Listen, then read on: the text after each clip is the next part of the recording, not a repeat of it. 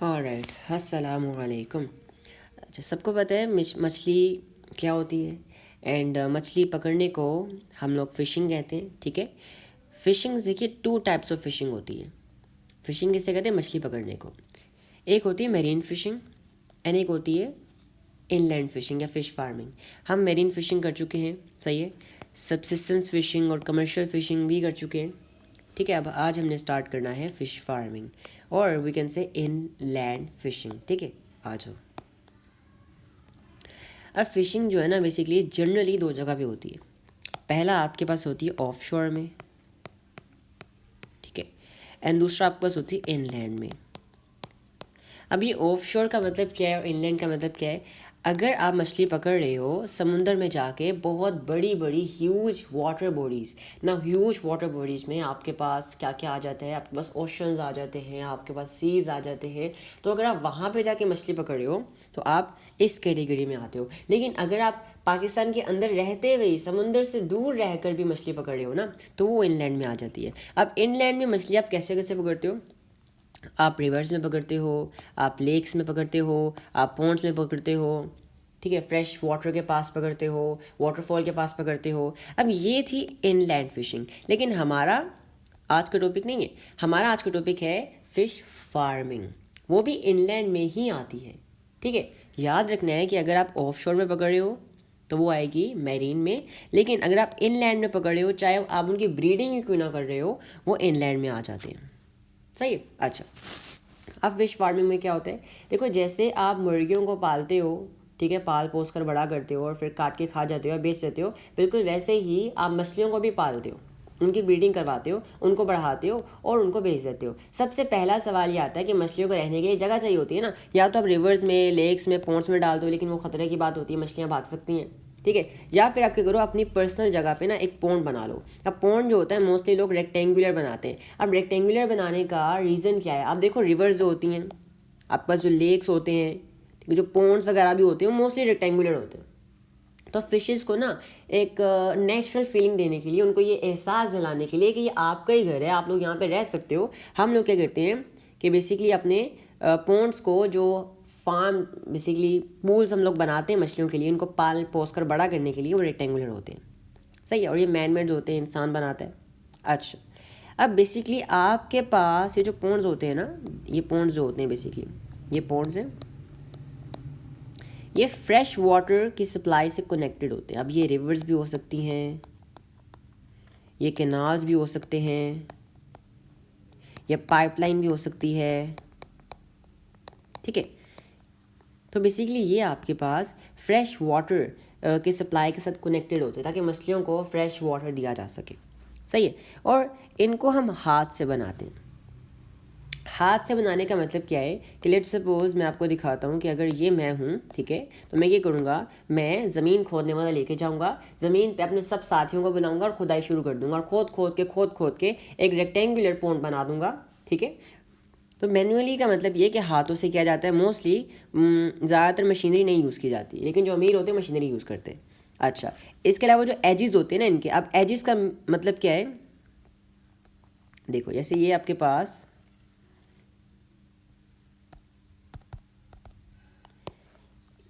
ये आपके पास मैंने बना दिया एक फिश पॉन्ड रेक्टेंगुलर, ठीक है। अब सबसे पहले मैं क्या करूँगा, ध्यान से सुनना, ये बहुत ज़रूरी बात है। सबसे पहले मैं क्या करूँगा, अपनी बेसिस जो होंगे ना, ये बेसिस जो हैं, जो मेरी बेस है ना, ये बेस है, इस बेस को मैं क्या करूँगा, इस बेस के ऊपर मैं सीमेंट लगा दूंगा। क्या करूँगा?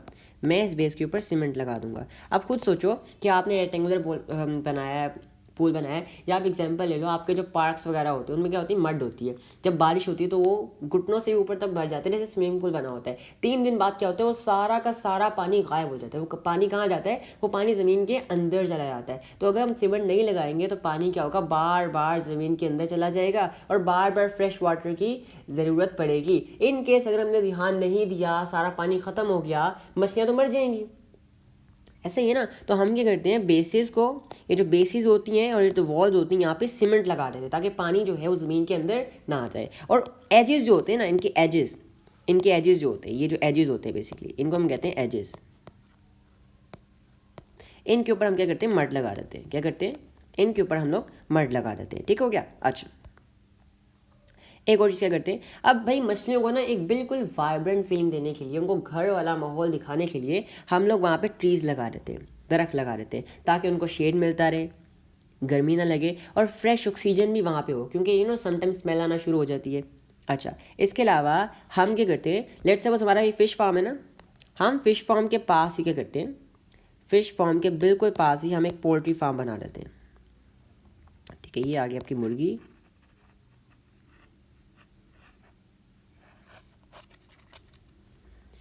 मुर्गी आ गई प्यारी से आपकी। ठीक है। अच्छा, हम लोग इसके पास ही पोल्ट्री फार्म बना देते हैं। अब पोल्ट्री फार्म बनाने का मकसद ये है कि भाई जो मुर्गियों का वेस्ट होता है ना, मुर्गियों का वेस्ट आप खिला सकते हो मछलियों को, और जो मछलियों का वेस्ट होता है, मछलियों का वेस्ट आप खिला सकते हो मुर्गियों को। इससे आपके खाने पीने का खर्चा कम हो जाएगा। सही है। कितना वट्टा सट्टा हो गया ना, वाइस वर्सा, कि आपने मुर्गियों का वेस्ट मछलियों को खिला दिया, मछलियों का वेस्ट आपने मुर्गियों को खिला दिया, तो नुकसान हो गई नहीं। आपको खाना लाने की भी ज़रूरत नहीं है, आपका इतना बड़ा खर्चा कम हो गया। ऐसा ही है ना, डबल डबल कमाई। अच्छा, अब ये कहाँ पर की जाती है, सवाल आता है मोस्टली कहाँ की जाती है, मंचर लेक पे। ठीक है, ओके, किलरी लेक पे, हलीजी लेक पे। सही है। अच्छा जी, अब ये मैंने कैसे याद करवाया था, मैंने याद करवाया था मलेरिया। ठीक है, मच्छर से याद रखना है मलेरिया, मच्छर मलेरिया, मच्छर से याद रखना है मंचर, मच्छर से याद रखना है मंचर। ठीक है, मंचर लेक पे बहुत मच्छर था। और हलीजी आपने याद करनी कलेजी से।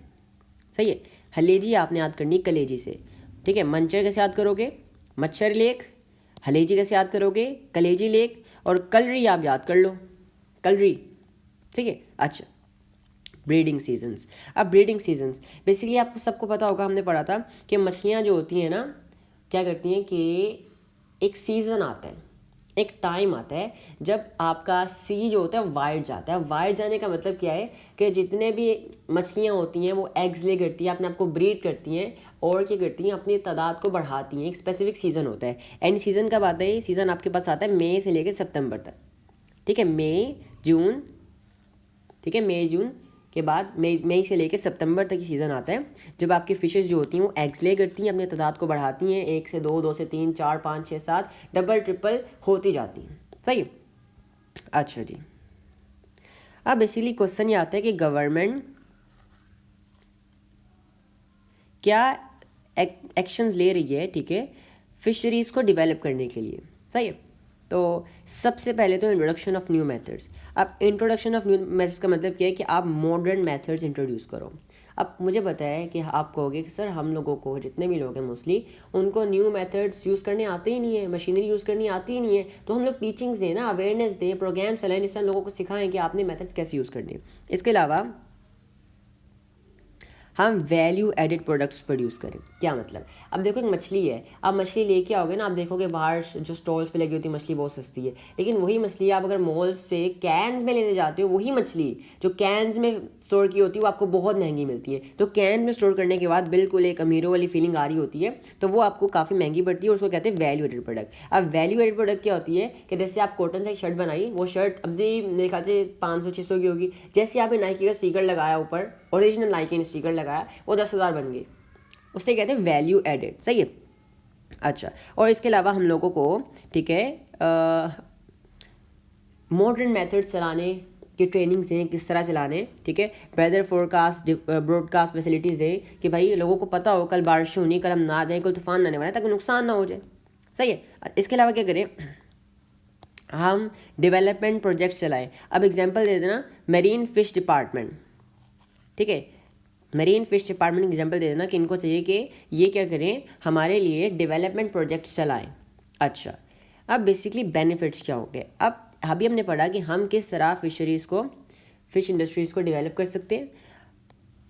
अगर हम डेवलप कर देते हैं तो हमें क्या फ़ायदा होगा, मुनाफा क्या होगा ना, क्योंकि पाकिस्तान में सब लोग जो काम करते हैं मुनाफे के लिए करते हैं, मुनाफे के बगैर कोई किसी का नहीं सोचता सिवाय मेरे नहीं, और बहुत सारे लोग हैं। सही है।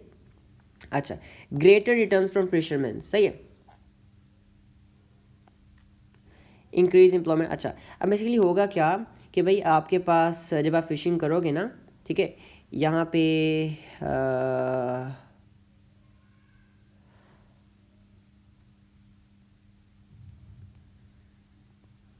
हाँ, ओके, अब बेसिकली आपके जो फिशरमैन होंगे ना, जब उनको ट्रेनिंग दोगे आप, ठीक है, और जब आप फिश इंडस्ट्रीज़ को बढ़ाओगे, जब आप फिश इंडस्ट्रीज़ को बढ़ाओगे ना, इंडस्ट्रीज़ क्या होती है, जहाँ पे मछली ला कर आप प्रोसेसिंग करते हो, ठीक है, और उनको पैक करते हो वगैरह, जो भी इनको प्रोसेस करने होते हैं। और अगर आप फिश सेक्टर को, फिश इंडस्ट्री को आप बढ़ाते हो तो क्या होगा, आपके पास बहुत सारे जॉब्स आएंगे। अब जॉब्स कौन सी आएंगी, अब मछली काटनी है आपने, मछली को पैक करना है आपने, मछलियाँ पकड़नी है आपने, जाके कश्ती पे काम करना है, तो बहुत सारी जॉब्स आएंगी। इससे क्या होगा, आपके पास बेरोज़गारी ख़त्म होगी। इसके अलावा भाई आपके पास जब हम मॉडर्न मेथड यूज़ करेंगे, जब हमें वेदर फोरकास्ट सिस्टम प्रोवाइड किया जाएगा, हमें सोनार सिस्टम प्रोवाइड किया जाएगा, हमें अच्छी क्वालिटी के बोट्स, मैकेनाइज्ड बोट्स प्रोवाइड की जाएंगे, इसमें ट्रॉलर और विंचेस होंगे, तो भाई हमारी फ़िश कैच जो होगी, जो मछली पकड़ेंगे हम लोग को, बहुत ज़्यादा होगी। इसके अलावा भाई आपका ज़्यादा मछली पकड़ने से आपका फॉरेन एक्सचेंज में बड़ा इम्पैक्ट है। अब फॉरेन एक्सचेंज क्या होता है कि भाई आप बेसिकली करते हो मछली, तो पाकिस्तान में पैसों किसकी बेचती है, पाकिस्तान रुपीज़ की बेचती है ना, लेकिन जब आप बाहर बेचते हो मछली को तो आपके पास डॉलर्स आते हैं, और वही हमें चाहिए। जब मछली को बाहर बेचती है तो आपके पास डॉलर्स आते हैं, हमें फॉरेन एक्सचेंज मिलता है, वही हमें चाहिए। इसके अलावा आपको पता है भाई हमारे ज़्यादातर खर्चे कौन चलाता है, एग्रीकल्चर चलाता है। अब एग्रीकल्चर पे क्या होगा कि भाई बर्डन कम हो जाएगा। अगर जैसे घर में एक कमाने वाला हो तो बर्डन बहुत होता है, जब 2-3 कमाने लग जाए तो उस बंदे में बर्डन कम हो जाता है ना। तो इसलिए जब हमारे पास फिशिंग सेक्टर जो है, मछली पैसे कमाने लग जाएगी हमारे लिए, तो एग्रीकल्चर पे क्या होगा कि आपका बर्डन कम हो जाएगा। अच्छा, इलीगल फिशिंग, अब बेसिकली होता है क्या है कि भाई हमारे पास इलीगल फिशिंग बहुत होती है। कि इलीगल फिशिंग का मतलब क्या है कि भाई ओवर फिशिंग होती है। हम लोग क्या करते हैं, बहुत ज़्यादा फिशिंग कर लेते हैं भाई, लिमिट से ज़्यादा फिशिंग कर लेते हैं। या फिर मैंने आपको बताया जो ब्रीडिंग सीज़न होता है ना, ये ब्रीडिंग सीज़न बताया था आपको, मई से सितंबर तक, मई से सितंबर तक जो आपके पास ब्रीडिंग सीजन होता है, इस टाइम में मछलियाँ पकड़ना अलाउड नहीं है, क्योंकि इस टाइम में मोस्टली बच्चे होते हैं और वो एग्स ले कर रहे होते हैं। बच्चे तो नहीं, जो पेरेंट्स होते हैं वो एग्स ले कर रहे होते हैं और अपने आप को ब्रीड कर रहे होते हैं, तो हम उनके ब्रीडिंग में इंटरफेयर कर रहे होते हैं, जिससे उनकी तादाद नहीं बढ़ती। तो हमें इस टाइम में मछलियों को नहीं पकड़ना चाहिए, वरना वो एक्सटेंड भी कर सकती हैं, क्योंकि सारा साल हम बहुत मछलियाँ खाते हैं और वो सारी अमाउंट जितनी हमने खाई होती है वो सारी की सारी कंपनसेट हो जाती है इन मंथ्स के अंदर, ठीक है। अच्छा, हम इलीगल नेट्स यूज़ करते हैं। अब इलीगल नेट्स का मतलब क्या है कि भाई बहुत बारीक नेट्स यूज़ करते हैं। इन बहुत बारीक नेट्स का मसला क्या होता है कि भाई बच्चे भी आ जाते हैं और दूसरे एक्वेटिक एनिमल्स भी फंस जाते हैं, छोटे मोटे, जिनको हम नहीं पकड़ना चाह रहे होते। सही है। अच्छा, और भाई कोटा से बियॉन्ड, हम कोटा क्या होता है, लिमिट्स। कोटा हम लोग कहते हैं सिंपल वर्ड्स में लिमिट्स को, लिमिटेशंस को कहते हैं। एक लिमिट सेट की गई कि आपने जैसे 500 मछलियाँ पकड़नी है, अगर आप 600 पकड़े हो तो वो इलीगल फिशिंग है, ठीक है। आपको कहा गया कि आपने 500 मछलियाँ पकड़नी है, अगर आप 600 पकड़े हो, लेट्स अज्यूम, तो वो इलीगल फिशिंग में आ जाएगा, आप हाथ पार कर दोगे ना। अच्छा, एक्सटेंड हो जाएंगी मछलियाँ फिर। इसके अलावा फिशिंग लाइसेंस के बगैर मत पकड़ो, आप लाइसेंस बनाओ, ठीक है, गवर्नमेंट से इजाज़त लेके तब पकड़ो। अच्छा, और भाई अनवांटेड एनिमल्स, इक्वेटिक एनिमल्स पकड़ते, जब पकड़ लेंगे तो मर ही जाएंगे ना बेचारे। स्टार फिश होगी, जो मछली हम नहीं खाते वो पकड़ी जाती है कभी कभी, और वो मारी भी जाती हैं। सही है। अच्छा, अब भाई क्वेश्चन आता है कि भाई how can we sustain fish industries.